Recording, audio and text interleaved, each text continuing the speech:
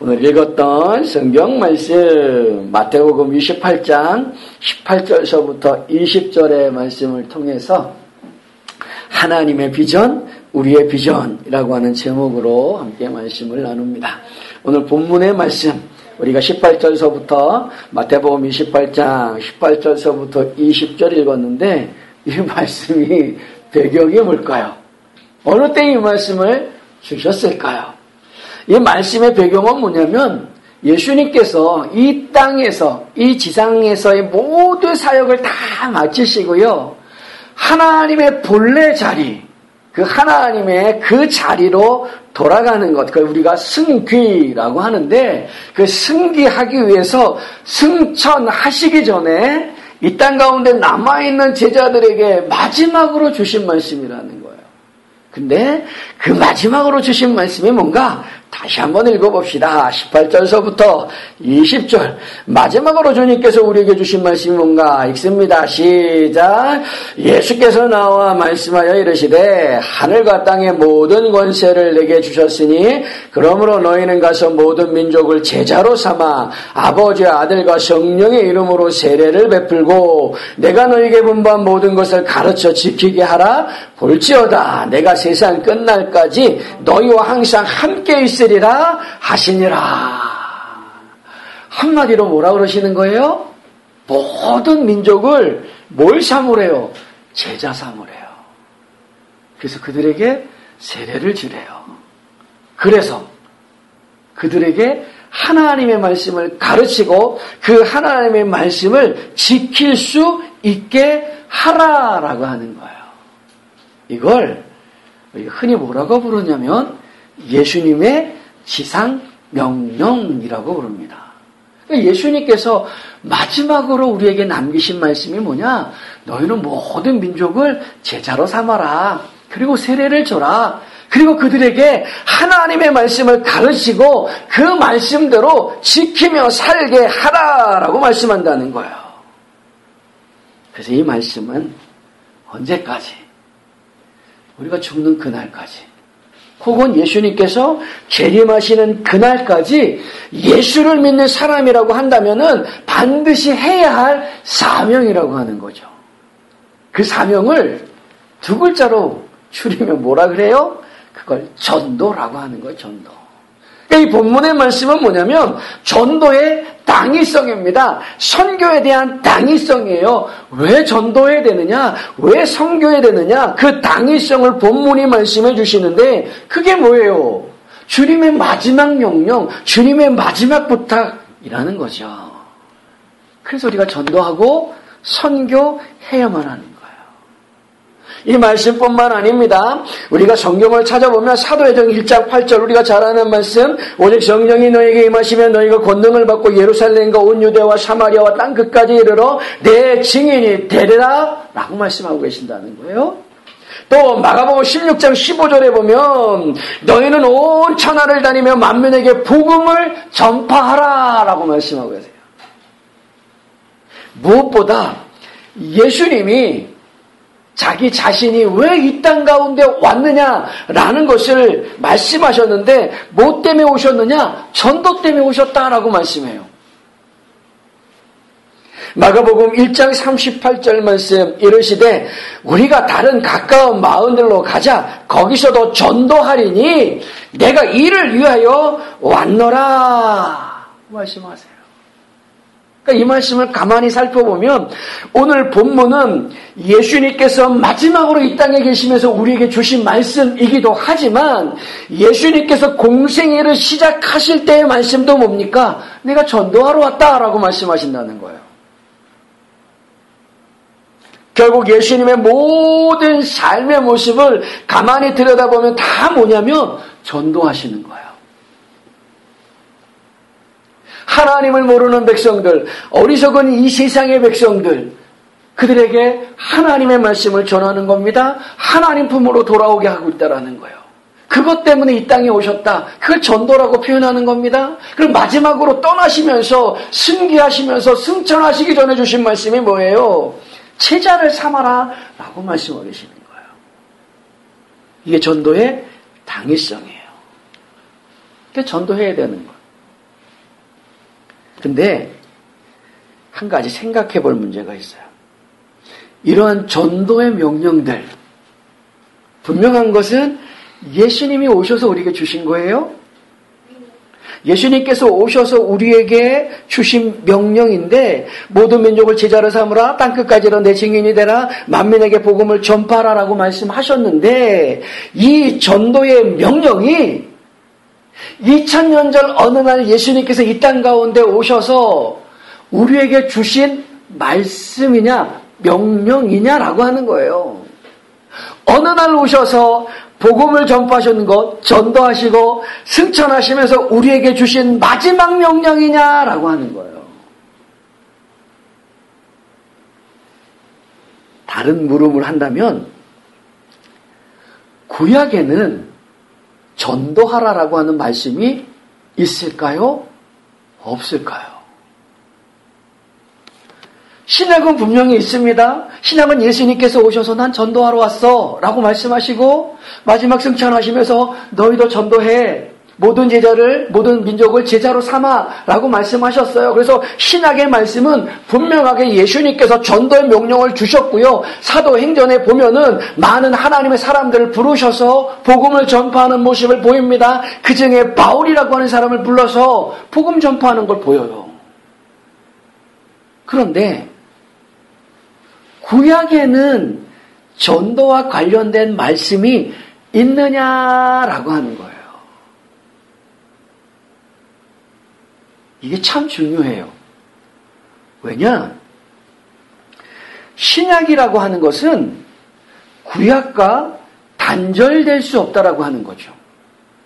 신약의 말씀이라고 하는 것은 구약의 말씀, 구약의 예언, 구약의 그 말씀에 대한 성취가 신약의 말씀이에요. 그러므로 구약과 신약이 단절되어졌다라고 한다면은 신약의 말씀이 온전한 하나님의 말씀이다라고 말할 수 없다라고 하는 거죠. 그럼 다시 한번 생각을 해보세요. 구약에는 전도하라는 말씀이 있어요? 없어요? 있을까요? 없을까요? 아니, 더 기본적인 질문. 왜 전도해야 할까요? 하나님의 명령이니까. 주님의 명령이니까. 물론 주님의 명령이기 때문에 전도해야만 하지만 그 명령이 2000년 전 어느 날 예수님께서 오셔서 또 승천하실 때 우리에게 주신 명령만이냐라고 하는 거예요. 만약에 그렇다면 구약과의 단절이죠. 이 물음에 대한 답을 하기 위해선 전도가 뭐냐라는 걸 생각해 봐야 돼요. 전도가 뭐예요? 신학적으로 여러 가지 말할 수 있어요. 성경의 근거를 들어서 여러 가지, 이게 전도입니다 라고 말할 수 있는데 그 모든 전도에 대한 정의의 궁극적인 결론은 하나입니다. 뭐냐? 하나님의 백성을 만드는 거예요. 하나님의 자녀를 만드는 겁니다. 뭘 통해서요? 나를 통해서, 전도를 통해서 하나님을 모르고 예수 그리스도를 모르는 그 사람들을 하나님의 자녀로 삼는 것이고 하나님의 백성으로 만드는 것, 그게 전도라고 하는 거예요.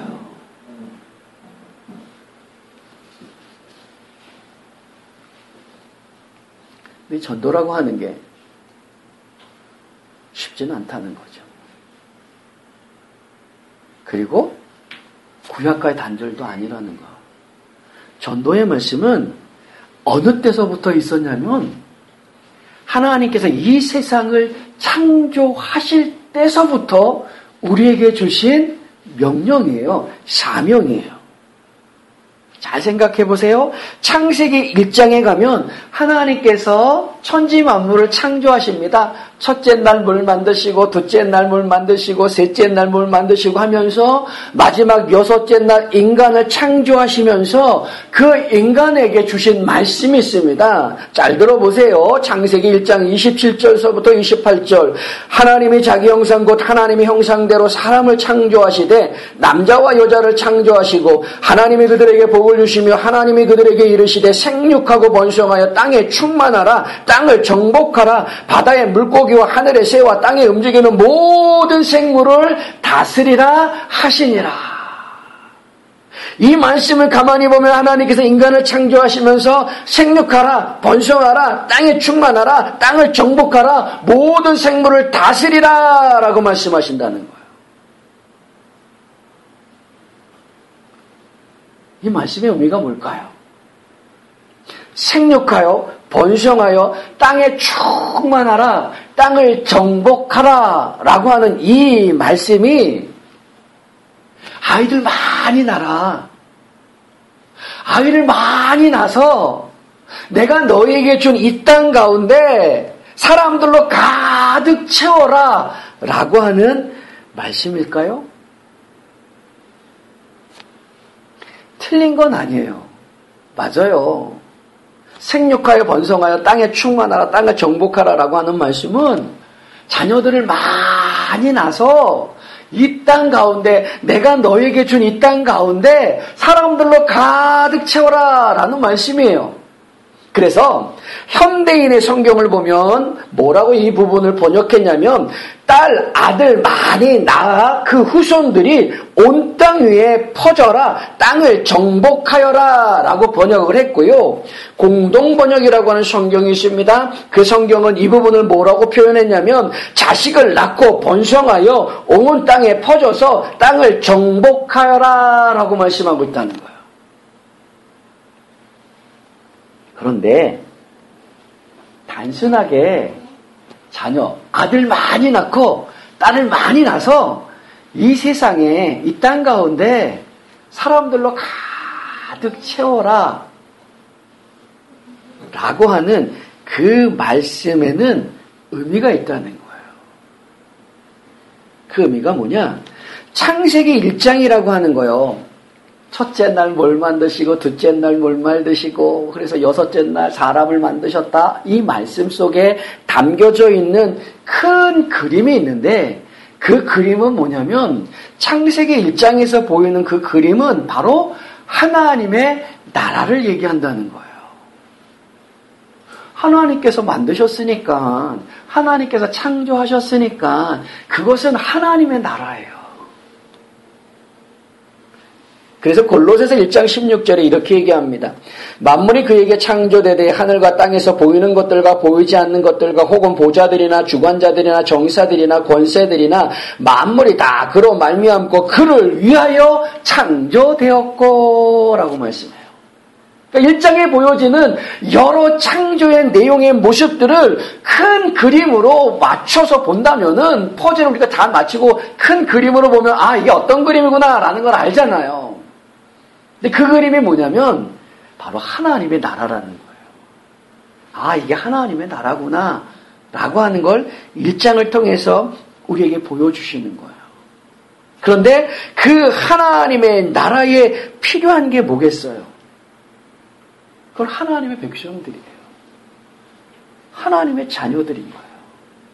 그 하나님의 백성들, 하나님의 자녀들을 이 땅 가운데 가득 채우는 그 일에 누구에게 말씀하셨냐면 아담과 하와에게 명령하여 그걸 사명으로 주셨다라는 거예요. 그러니까 아담과 하와가 결혼하여서 낳는 아들과 딸들은 다 뭐냐면 하나님의 백성이고 다 하나님의 자녀다라고 하는 거죠. 그들이 이 땅 가운데 꽉 차는 거예요. 가득 차는 거예요. 그게 땅에 충만한 것이고 그게 뭐예요? 땅을 정복하는 거예요. 그래서 그 하나님의 자녀들이 하나님의 백성들이 하나님이 맡기신 이 세상의 모든 만물들을 다스리는 그 권세를 위임받았다라는 거죠.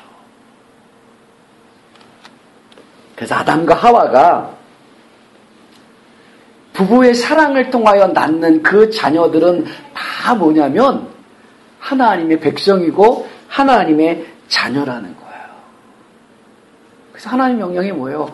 생육해라, 번성해라, 땅에 충만하라, 땅을 정복하라. 거기 낳는 모든 자녀들, 모든 사람들이 다 뭐가 되는 거예요? 다 하나님 백성 되는 거예요. 그런데 전도가 뭐라 그랬어요? 뭘 만드는 거라고요? 하나님의 백성을 만드는 거예요. 하나님의 자녀를 만드는 거예요. 그게 전도예요. 근데 그게 예수님이 2000년 전에 어느 날 이 땅 가운데 오셔서 우리에게 툭 던져놓으신 명령이 아니라는 거예요. 승천하시면서 우리에게 툭 던져놓은 명령이 아니라 이미 창세 때부터 하나님께서 우리들에게 주신 명령이라는 거예요. 뭐요? 하나님의 백성들을 이 땅에 가득 채우는 거예요. 그런데 아담과 하와가 어떻게 돼요? 타락하잖아요. 하나님 앞에 죄를 짓잖아요. 원래 타락하기 이전에 아담과 하와가 낳은 그 자녀들은 다 뭐예요? 하나님의 백성이에요. 하나님의 자녀들이에요. 그런데 아담과 하와가 타락함으로 낳은 그 자녀들은, 그 사람들은 이제 다 뭐가 되어지는 거예요? 타락한 이후 낳은 사람들은 다 뭐가 되어지냐면 다 죄인이 되어지는 거예요. 하나님의 백성이 아니라는 겁니다. 하나님의 자녀가 될 수 없다라는 거예요. 왜요? 죄를 지었기 때문에.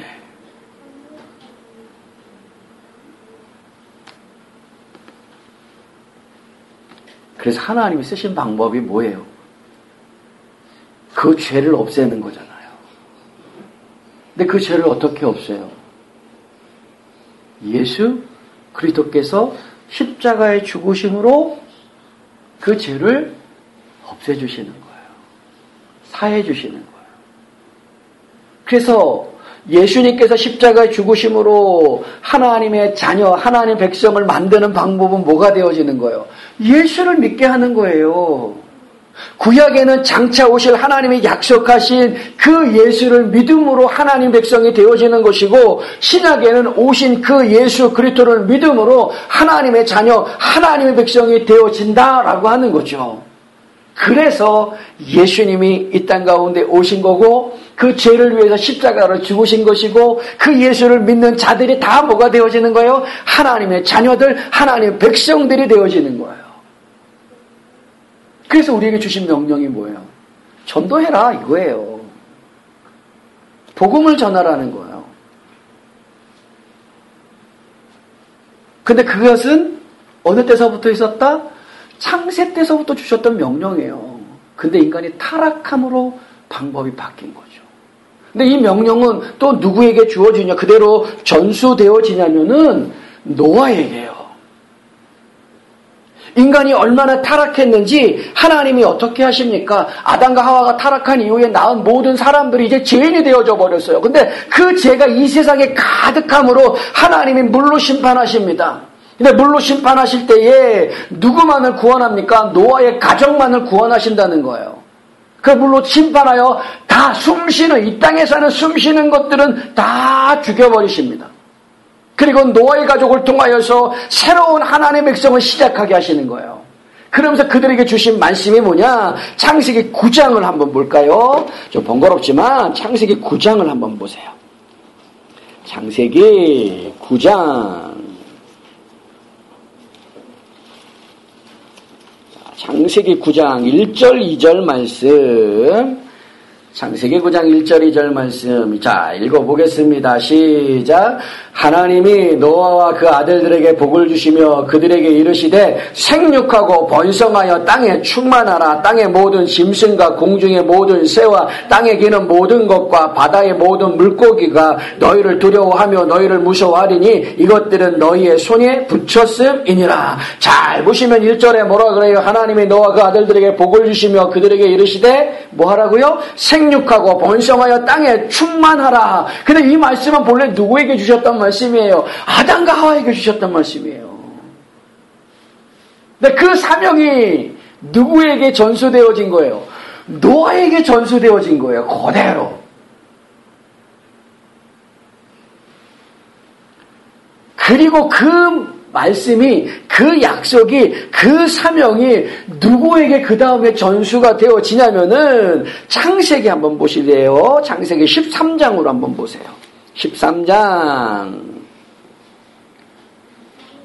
창세기 13장. 14절, 15절, 16절.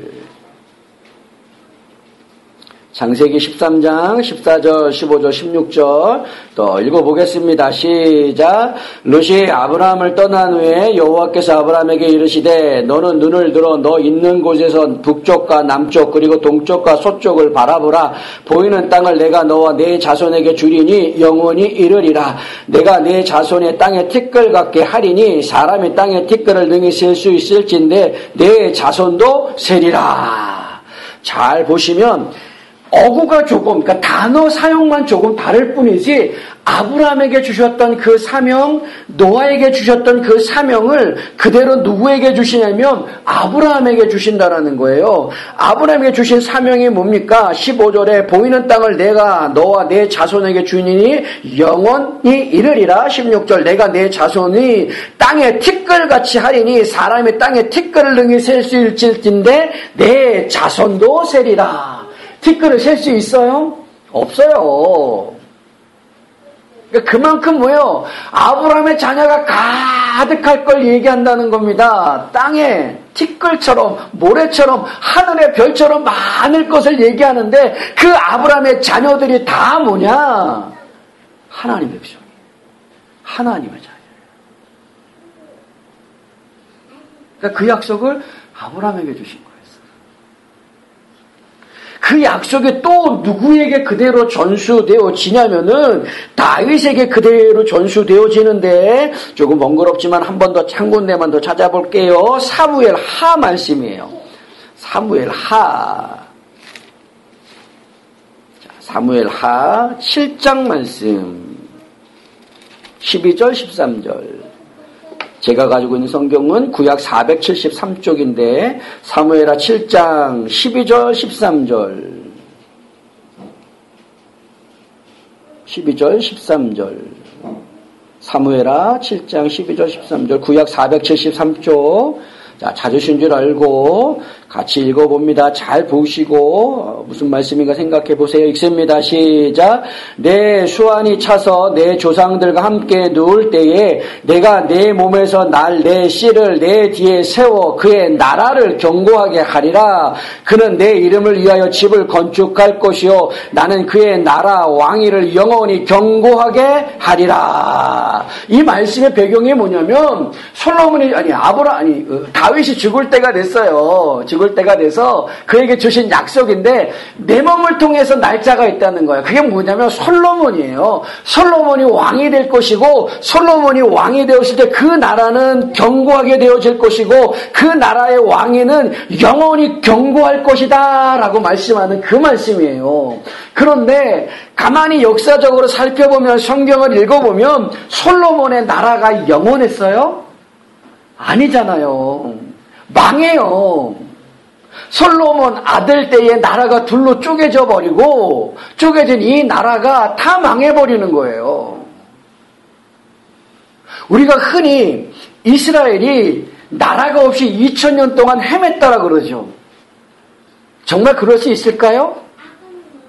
성경의 말씀에 보면은 북이스라엘, 그러니까 남이스라엘이 솔로몬 이후에 나라가 둘로 나눠져요. 둘로 나눠지고 북이스라엘이라고 하는 그 나라는 586년에 722년에 멸망을 해요. 그리고 남쪽 유다는 586년에 멸망을 해요. 그러니까 우리가 세계사 속에 보면 아시리아라고 하는 나라가 있을 거예요. 그 아시리아라고 하는 나라에 북이스라엘은 멸망하고 그 다음에 바벨론이라고 하는 나라 들어보셨을 거예요. 그 바벨론이라고 하는 나라에 남쪽 유다도 멸망해요. 이렇게 멸망한 이후에 그들은 계속해서 포로가 되어지는데 바벨론이 이스라엘을 점령한 이후에 이 바벨론을 어느 나라가 점령하냐면 페르시아요. 페르시아. 우리가 아는 이란이라는 나라 있죠? 그 나라가 점령을 해요. 이 페르시아라는 또 페르시아 제국을 이루잖아요. 근데 이 페르시아를 누가 나중에 점령해요? 알렉산더 대왕, 헬라라고 하는 나라가 점령을 해요. 근데 이 헬라라고 하는 나라는 나중에 누가 점령을 해요? 로마라고 하는 나라가 점령을 해요. 그러면서 멸망한 이후 아시리아에게, 그 다음 바벨론에게 이스라엘이 멸망한 이후 이렇게 로마의 때까지 이스라엘은 계속해서 속국이에요. 어느 때까지냐? 1948년도까지요. 1948년까지 땅이 없었어요. 그러니까 유대인들은 다 흩어져 있었어요. 그러나 1948년 영국이 그 땅을 허락하면서 유대인들을 들어오라 그래요. 팔레스타인 땅을 그들이 지배하고 있었는데, 그러니까 로마가 점령한 이후에 누가 이 땅을 점령하냐면 터키라고 하는 나라 알죠? 터키의 족속이 오스만 투르크족 애들인데, 그 오스만 투르크족 애들이 로마를 이겨서 그 예루살렘, 팔레스타인을 점령을 해요. 그리고 세계 1차 대전, 2차 대전을 통하여서 영국이 그 땅을 차지하게 돼요. 그 다음에 1948년에 영국이 그 땅을 유대인에게 넘겨주는 거예요. 그래서 오늘날 우리가 알고 있는 그 이스라엘이 1948년에 그 땅에서 거기서 세워진 거예요. 그러니까 그 이전까지 BC 722년 그때서부터 1948년까지 이들은 뭐예요? 계속 나라 없이 떠돌았다는 거예요. 그러니까 사무엘 하에서 보여지는 솔로몬의 나라가 든든하고 영원할 것이다 라고 하는 그 말씀은 틀렸다는 거죠. 그러니까 그건 솔로몬의 나라가 아니라는 거예요. 그 나라는 누구의 나라냐? 하나님의 나라. 그게 영원할 거라는 거예요. 누굴 통해서? 예수 그리스도를 통해서 영원하다라는 거죠. 그걸 신약에서는 한 줄로 줄여놨어요. 마태복음 1장 1절. 무슨 말씀인지 기억하세요? 마태복음 1장 1절 말씀이 뭐죠? 아브라함과 다윗의 자손 예수 그리스도의 계보라. 그러니까 연결해보면 이렇습니다.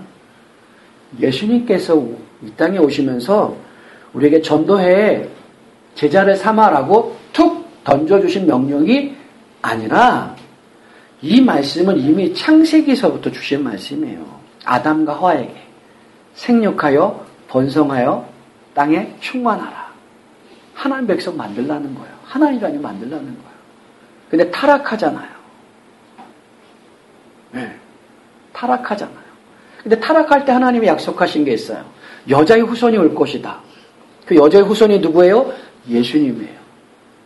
그러니까 구약의 사람들은 장차 오실 예수님을 기다리면서 구원을 받는 거예요. 그런데 자기에게 맡겨진 그 사명이 뭐예요? 그 약속의 사람을 기다리면서 함께 기다릴 자들을 만드는 거예요. 그래서 아담과 하와에게 주신 그 말씀이 노아에게 그대로 전수되어져 있고, 노아에게 주셨던 그 말씀이 그대로 누구에게요?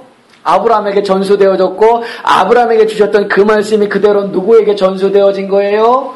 다윗에게 전수되어진 거고요. 그리고 오늘날 누구에게 전수되어진 거예요? 우리. 그러니까 나라고 하는 이 사람은 그냥 어느 날 툭 이 세상에 던져진 존재가 아니라 하나님의 계획 가운데 이 세상 가운데 보내진 존재라는 거예요. 하나님의 약속 속에서, 하나님 명령 속에서 누구와 연관되어져 있는 아브라함과 하와와 그 다음에 노아와 아브라함과 그 다음에 다윗 그리고 우리. 이게 다 뭐 속에요? 전도라고 하는 하나님 주신 명령 속에 담겨져 있는 거예요. 그래서 우리는 뭐예요? 전도해야 되는 거예요. 근데 신앙생활이 제일 힘든 게 뭐냐면 다른 건 괜찮아요. 헌금은 드리면 되고 예배도 나와서 드리면 되잖아요. 근데 전도는 참 어려워요. 어떤 한 사람을 데리고 교회 안으로 이끌고 온다라고 하는 건 쉬운 것은 아니에요. 그러나 우리가 놓치지 말고 주님 앞에 가는 죽는 그 순간까지, 예수님의 재림하는 그 순간까지 끝까지 해야 될 일이 뭐냐? 전도하는 거예요. 그러니까 우리 주변을 가만히 살펴보십시오. 예수 믿는 사람이 있나 없나, 나와 가까운 사람이 예수를 믿나 안 믿나 살펴보시고 그들을 하나님 앞으로 이끌어내야 되는 거예요. 그게 우리 사명이에요.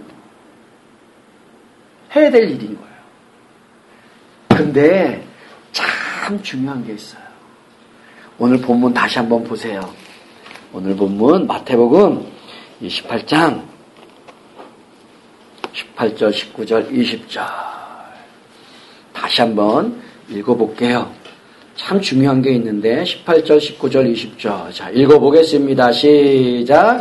예수께서 나와 말씀하여 이르시되 하늘과 땅의 모든 권세를 내게 주셨으니 그러므로 너희는 가서 모든 민족을 제자로 삼아 아버지와 아들과 성령의 이름으로 세례를 베풀고 내가 너희에게 분부한 모든 것을 가르쳐 지키게 하라. 볼지어다 내가 세상 끝날까지 너희와 항상 함께 있으리라 하시니라. 잘 보시면 참으로 중요한 게 있어요. 19절에 뭐라고 말씀하냐면 너희는 가서 모든 민족을 뭐 하래요? 제자 삼으래요. 제자. 절 보십시오. 제자를 삼기 위해서는 내가 뭐가 되어야 되겠어요? 스승이 되어야 되겠죠. 스승이 되려면은 뭐 해야겠어요? 제자가 알아야 할 것들을 내가 먼저 뭐요? 알고 있어야겠죠. 그게 뭐예요? 그게 말씀이에요. 그게 성경이에요. 본래 성경 속에 있는 전도라고 하는 이 단어는 단순하게 아무나 지나가는 사람 붙들고 예수 믿으세요. 전도지 주면서 예수 믿으세요. 천국 갑니다. 예수 믿으세요. 복 받습니다. 이 개념의 전도가 아니에요. 성경 속에서 말씀하는 전도의 그 개념은 오늘 본문 속에 나오는 것에 제자를 삼는 거예요. 그러기 위해서는 이 제자를 삼기 위해서는 먼저 내 자신이 하나님의 말씀을 온전히 제대로 잘 알고 있어야 한다는 거죠. 그래서 그 뒤에 말씀 보세요. 모든 민족을 제자로 삼아 아버지 아들과 성령의 이름으로 세례를 베풀고 내가 너희에게 분부한 모든 것을 뭐 하래요? 가르치래요. 그래서 뭐 삼는 거예요? 제자 삼는 거예요. 그래서 그들로 뭐 하게 해요? 지키게 하라는 거예요. 근데 제대로 가르쳐야 하나님의 말씀을 제대로 지킬 수가 있잖아요. 그래서 어떻게 보면 전도는 쉬운 건 아니에요. 내가 하나님의 말씀을 잘 알고 그 사람이 나에게 예수가 누구예요? 예수가 뭐예요? 그분이 무슨 일을 했는데요? 라고 물어본다면 대답해줘야 되잖아요. 아, 그거요? 그냥 교회 가면 다 알아요. 교회 와서 그냥 같이 예배 드리면 다 알게 돼요. 물론 그렇게 설명해 줄 수도 있고, 아, 우리 목사님 만나면 목사님이 얘기해 주면 다 알 거예요. 그냥 가면 돼요. 이래도 되지만 중요한 건 내가 제자를 삼는 거예요. 그래서 말씀을 먼저 잘 알아야 돼요. 그리고 그 말씀을 가르칠 수 있어야 돼요. 그래서 함께 지켜가는 거예요. 그게 전도예요. 말씀을 정리하고 마치겠습니다. 오늘 본문의 말씀은 전도의 당위성을 우리에게 보여주는 거예요. 근데 이건 예수님이 2000년 전에 어느 날 오셔서 툭 우리에게 던져진 명령이 아니라 어느 때부터 있었다고요? 창세 때부터 있었던 하나님의 명령이에요. 그 명령이 아담과 하와에게, 노아에게, 아브라함에게, 다윗에게 연결되어져 있는 것이고 바울에게 연결되어져 있는 것이고 디모데에게 연결되어져 있는 것이고 오늘날 나에게 연결되어져 있는 거예요. 그러니까 그들과 우리는 같은 선상에 있는 거예요. 복음 속에서는. 그 복음을 전하기 위해서 필요한 게 뭐라고요? 먼저 우리 자신이 하나님의 말씀을 잘 아는 것, 준비되어져 있는 모습이 필요한 거고요. 그래서 내게 주신 그 사명을 우리가 예수를 모르는 사람들에게 전하고 그래서 그들로 제자를 삼고 그들에게 말씀을 잘 가르쳐서 함께 하나님 말씀을 지켜가는 것, 그게 전도예요. 사랑하는 귀한 우리 성도님들이 이러한 내게 주신 그 사명을 잘 기억하고 하나님의 말씀을 잘 배우고 우리 주변에 예수를 모르는 사람들에게 복음을 잘 전해줄 수 있는 모든 성도들이 다 되실 수 있기를 주님의 이름으로 축원합니다. 아멘. 기도하겠습니다.